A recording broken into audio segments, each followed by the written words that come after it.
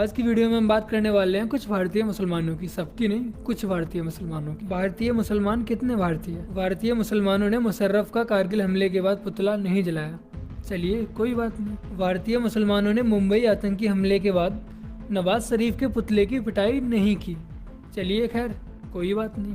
भारतीय मुसलमानों ने पुलवामा हमले के बाद इमरान खान के चित्रों को पैरों और गाड़ियों के पहियों के नीचे नहीं रौंदा। चलिए खैर ये भी कोई बात नहीं। लेकिन भारत का मुसलमान लॉकडाउन के दौरान फ्रांस के उस राष्ट्रपति के विरुद्ध विशाल रैलियां निकालता है जिसने हमें अत्याधुनिक राफेल देकर लद्दाख जैसी जगह पर चीन की रीढ़ की हड्डी तोड़ने में मदद की। लेकिन भारत के मुसलमान को फ्रांस के उस राष्ट्रपति से घृणा है जिसने हमें स्कॉर्पियन श्रेणी जैसी पनडुब्बी देकर हमारी नौसेना को घातक बनाया। लेकिन भारत के मुसलमान उस फ्रांस का बहिष्कार कर रहे हैं जो 1998 में भारत के पोखरण आणविक परीक्षण के बाद विश्व समुदाय द्वारा भारत के विरुद्ध लगाए गए प्रतिबंधों के विरुद्ध विकसित देशों में रूस को छोड़कर अकेला देश था जो भारत के साथ खड़ा था। लेकिन भारत के मुसलमान उस फ्रांस का बहिष्कार करना चाहते हैं जो सदा ही भारत के संयुक्त राष्ट्र सुरक्षा परिषद के दावे को बल देता रहा है। लेकिन भारत के मुसलमान उस फ्रांस के विरुद्ध रैलियां निकाल रहे हैं जिसने हमें अमेरिका के प्रतिबंधों के बावजूद न्यूक्लियर फ्यूल और रिएक्टर दिए। लेकिन भारत के मुसलमान उस फ्रांस से घृणा कर रहे हैं जिसने 2019 में आतंकवादियों के कैंप पर सर्जिकल एयर स्ट्राइक करने वाले मिराज विमान भारत को दिए। भारत तो फ्रांस के साथ खड़ा है लेकिन भारत के मुसलमान भारत के साथ नहीं खड़े हैं क्योंकि सिर्फ और सिर्फ एक कार्टून के कारण। जब कोई आतंकी हमला होता है, जब पाकिस्तान कोई हमला करता है, जब कश्मीर में हमारे जवान वीरगति को प्राप्त होते हैं, तब यही भारत का मुसलमान न उनका विरोध करता है, ना ही कोई फतवा निकालता है और ना ही उनकी तस्वीर को रोड पर चिपकाकर पैरों से रौंदता है। क्या भारत आपका देश नहीं है? क्या कश्मीर भारत का हिस्सा नहीं है? इन आतंकी हमलों और पाकिस्तान की वजह से हमारे जो जवान वीरगति को प्राप्त होते हैं, क्या वो भारत माँ के लाल नहीं है? ये दोगलापन क्यों और कब तक? यदि कोई शांति प्रिय और सेकुलर इस वीडियो को देख रहा हो, आशा करता हूँ कमेंट सेक्शन में इसका रिप्लाई मुझे जरूर देगा। आज मैं आपको वो हृदय विदारक कहानी सुनाने जा रहा हूँ जिसका संबंध बीते हुए कल से ही नहीं है बल्कि जो आपके वर्तमान और आने वाले कल के लिए भी एक चेतावनी है। ये कहानी है मालाबार के हजारों हिंदू पुरुषों और महिलाओं की जिनकी चीतकारों के भाग्य में किताबों के पन्ने भी नहीं आए। सन 1921 भारत में तुर्की के इस्लामी खलीफा के लिए कांग्रेस के समर्थन से मुसलमानों द्वारा चलाया जा रहा खिलाफत आंदोलन अपने चरम पर था। मुसलमान दुनिया भर में इस्लामिक सत्ता अर्थात खिलाफत स्थापित करने के सपने को साकार करने के लिए पूरी तरह तत्पर थे। जहां एक ओर खिलाफत सभाओं में काफिरों को खत्म करने के लिए जिहाद के नारे लग रहे थे, वहीं दूसरी ओर मोहनदास गांधी के नेतृत्व में कांग्रेस हिंदुओं से हिंदू मुस्लिम एकता के नारे लगवा रही थी। इतना ही नहीं, मोहनदास गांधी और कांग्रेस हिंदुओं को इस्लामिक खिलाफत आंदोलन के लिए धन देने तक के लिए कह रहे थे।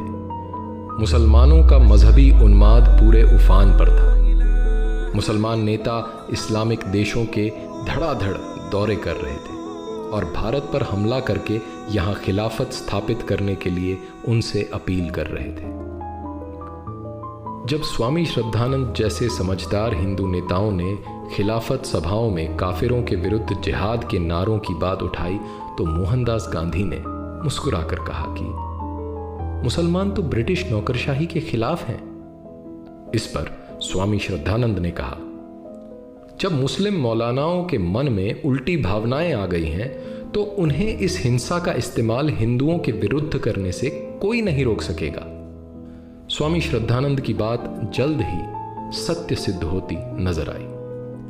पंजाब से खिलाफत आंदोलन का एक प्रमुख सूत्रधार अल्लाह बख्श केरल के मालाबार में आया हुआ था। उसकी यात्रा में हिंदू मुसलमान एकता प्रदर्शन के लिए उसकी गाड़ी घोड़ों की जगह हिंदुओं से खिंचवाई गई और अल्लाहू अकबर के नारे लगवाए गए। अगस्त 1920 में गांधी ने केरल का दौरा कर वहां खिलाफत कमेटियां स्थापित कराई।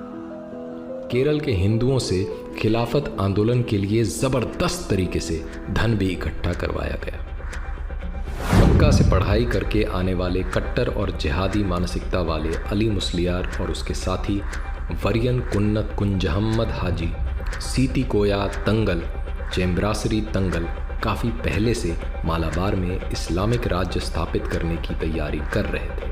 इसके लिए उन्होंने प्रथम विश्व युद्ध में अंग्रेज़ों की ओर से लड़े हुए और प्रशिक्षित पूर्व मुसलमान सैनिकों और युवा मुसलमानों को इकट्ठा किया तथा खिलाफत स्थापित करने के लिए एक खिलाफत आर्मी बनाई। ये खिलाफत आर्मी यूनिफॉर्म और हथियार से लैस थी। ये सभी मुसलमान कुरान पर हाथ रखकर कसम खाते थे कि खिलाफत स्थापित करने के लिए वे अपने प्राण तक दे देंगे। रिपोर्ट्स के अनुसार इस इस्लामिक सेना में 60,000 तक सैनिक भर्ती थे। यह इस्लामिक सेना मालाबार के कई क्षेत्रों में सड़कों पर परेड तक करने लगी। 22 अगस्त 1921 को जमात मस्जिद मालाबार को इस्लामिक खिलाफत का क्षेत्र घोषित करके अली मुस्लियार को वहाँ का इस्लामिक राजा घोषित कर दिया गया। पूरे क्षेत्र को इस्लामिक शरिया क्षेत्र घोषित कर दिया गया। इमारतों पर तुर्की खलीफा के झंडे लगा दिए गए। एक विशेष प्रकार के छुरे, जिन्हें खिलाफत छुरा कहा गया, इनका बड़ी भारी संख्या में निर्माण कर मुसलमानों में बांटा गया। अब इस शरिया क्षेत्र में बारी आई हिंदू काफिरों की। काफिर हिंदुओं को इस्लाम और मृत्यु में से एक विकल्प चुनने को कहा गया। मुसलमानों द्वारा हिंदुओं पर भयानक अत्याचार शुरू हो गए। हजारों की संख्या में हिंदुओं का जबरन धर्म परिवर्तन करवाकर मुसलमान बना दिया गया। जिन हिंदुओं ने मुसलमान बनना स्वीकार नहीं किया, उन्हें मार दिया गया। उनके घरों को लूटा गया और आग लगा दी गई। हिंदुओं के क्षत विक्षत शवों से मालाबार के कुएं और सड़कें भरे पड़े थे। गर्भवती महिलाओं के शरीर के टुकड़े टुकड़े करके सड़कों और जंगलों में फेंक दिए गए। इनके गर्भ से निकले अजन्मे बच्चे जहां तहां पड़े थे। निर्दोष और असहाय हिंदू बच्चों को उनके माता पिता भाई बहनों के सामने तड़पा तड़पा कर मारा गया। युवकों को यातनाएं दी गई, कुछ को जिंदा जला दिया गया। हिंदू महिलाओं और युवतियों के साथ दुष्कर्म किए गए। उन्हें जबरन दासी बनाकर रखा गया। बेशर्मी और वहशीपन की सारी हदें पार की गई। देवालयों पर लहराते हुए हिंदू ध्वजों को उतारकर उनके स्थान पर इस्लामिक झंडे लगा दिए गए। मूर्तियों को खंडित कर दिया गया। मंदिर परिसरों में गायों को काटा गया। हजारों की संख्या में निर्वस्त्र भूखे प्यासे हिंदुओं को जंगलों में भागकर अपनी जान बचानी पड़ी।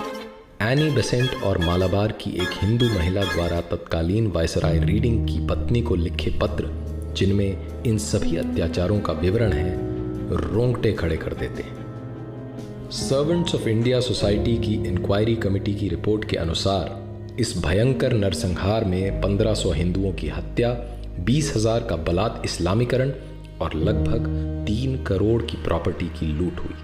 हिंदू महिलाओं के साथ दुष्कर्म की कोई सीमा नहीं थी। आधिकारिक ब्रिटिश रिकॉर्ड्स के अनुसार मुसलमानों ने 10,000 हिंदुओं की हत्या की। शांति और अहिंसा का पाठ पढ़ाने वाले और खिलाफत आंदोलन के अध्यक्ष मोहनदास गांधी का हवाला देकर जब हिंदुओं ने मुसलमानों से हिंसा रोकने की गुहार लगाई तो उन्होंने कहा, गांधी, वो तो एक काफिर है, वो हमारा नेता कैसे हो सकता है? जब मालाबार के हिंदुओं के इस भीषण हत्याकांड की खबरें पूरे देश में फैलने लगी तो आरंभ में गांधी और कांग्रेस इससे मुकरते रहे। लेकिन जब छुपाना मुश्किल हो गया तो कांग्रेस सभा में हिंदुओं के इस नरसंहार पर केवल एक निंदा प्रस्ताव रखा गया। निंदा प्रस्ताव मात्र पर तथाकथित राष्ट्रवादी मुसलमान नेता खुलकर और पूरी आक्रामकता के साथ अपने मजहबी रंग में आ गए। मौलाना फकीर, मौलाना हसरत मोहानी और दूसरे मौलानाओं ने निंदा प्रस्ताव का विरोध किया। गांधी और कांग्रेस इन खिलाफती नेताओं के सामने पूरी तरह नतमस्तक थी। जिसने भी हिंदुओं का पक्ष रखा और सही सही स्थिति बताई, उसे देश का शत्रु और हिंदू मुस्लिम एकता में बाधक कहा गया। मोहनदास गांधी ने तो इस हत्याकांड के लिए हिंदुओं को ही आरोपी बता दिया। 26 जनवरी 1922 के यंग इंडिया के अपने लेख में गांधी ने लिखा, मोपला दंगों के लिए हिंदू ही आरोपी है। हिंदुओं ने मुसलमानों का ध्यान नहीं रखा, उन्हें अपना मित्र नहीं माना। अब मुसलमानों पर क्रोध करने का कोई लाभ नहीं। इतना ही नहीं, गांधी ने मुसलमानों की हिंसा को सही बताते हुए बोला, वे मोपला मुसलमान अल्लाह को मानने वाले बहादुर लोग हैं जो अपने मज़हब के लिए लड़ रहे हैं और उनकी लड़ाई का तरीका उनके मज़हब के अनुसार मान्य है। स्पष्टतः खिलाफती नेताओं का स्वराज्य से मतलब इस्लामिक खिलाफत स्थापित करना और एकता से मतलब सभी काफिरों का मुसलमान हो जाने से था। लगभग 5 महीने तक मालाबार के मल्लपुरम, मांजेरी, पांडिकोड और तिरूर जैसे क्षेत्रों में इस्लामिक राज कायम रहा और काफिर हिंदू और उनकी महिलाओं पर अकथनीय अत्याचार किए गए। क्योंकि मालाबार के मुसलमानों को मोपला मुसलमान भी कहा जाता है, इसलिए इस नरसंहार को मोपला हत्याकांड, मोपला दंगा इत्यादि नामों से भी जाना जाता है। वामपंथी और कांग्रेसी इतिहासकारों ने मुसलमानों द्वारा हिंदुओं के इस नरसंहार को गरीब किसानों द्वारा ब्रिटिश प्रशासन और अमीर जमींदारों के विरुद्ध विद्रोह में बदल दिया है। सत्ता द्वारा संरक्षित इन वामपंथी इतिहासकारों ने भारत के एक भाग में इस्लामिक क्षेत्र स्थापित करने और वहां काफिर हिंदुओं के नरसंहार को स्वराज्य स्थापित करने वाला स्वतंत्रता आंदोलन सिद्ध कर दिया है। लेकिन असली इतिहास तो उन हजारों हिंदुओं और महिलाओं के खून और चीत्कारों से लिखा है जो इस्लामिक क्रूरता और नेताओं की तुष्टीकरण की राजनीति की भेंट चढ़ गए।